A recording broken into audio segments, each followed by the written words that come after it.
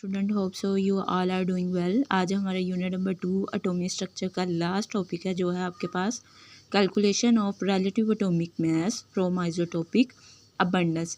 कि हमने relative atomic मास को मैथमेटिकली कैलकुलेट करना है आइसोटोपिक अबंडेंस के ज़रिए।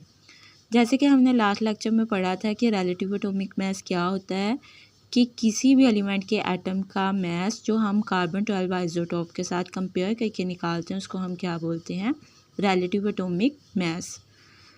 रिलेटिव एटॉमिक मास को कैलकुलेट करने से पहले आपको दो टर्मिनोलॉजीज़ का पता होना चाहिए कि आपके पास रिलेटिव आइसोटोपिक मास क्या होता है और आइसोटोपिक अबंडेंस क्या होता है।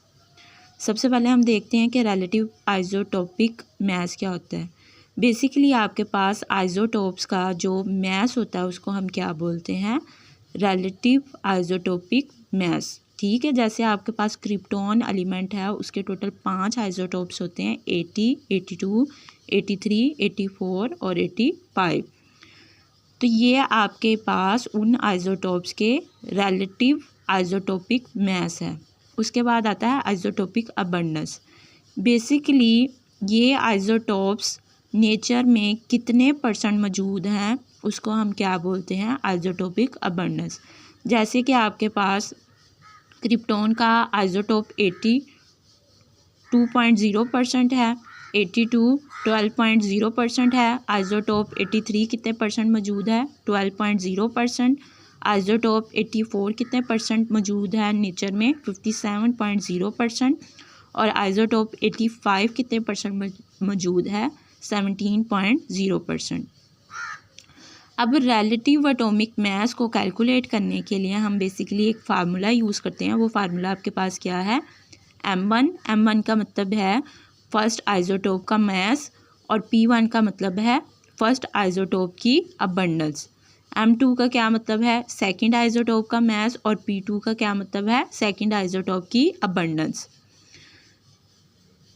प्लस M3 का मतलब है थर्ड आइसोटोप का मास, और P3 का मतलब क्या है कि थर्ड आइसोटोप की अबंडेंस।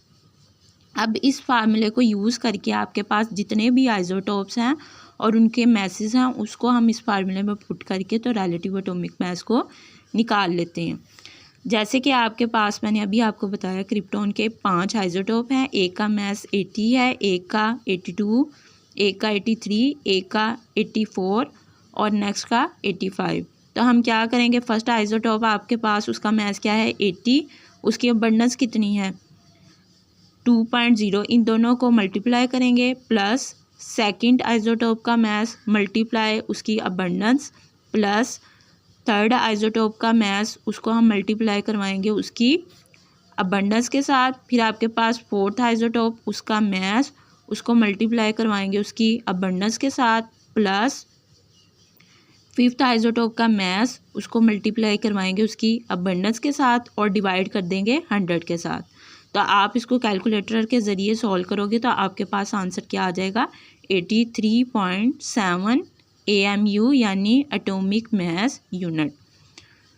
तो आपके पास क्रिप्टॉन का रिलेटिव एटॉमिक मास कितना आया है, 83.7 AMU। Thank you.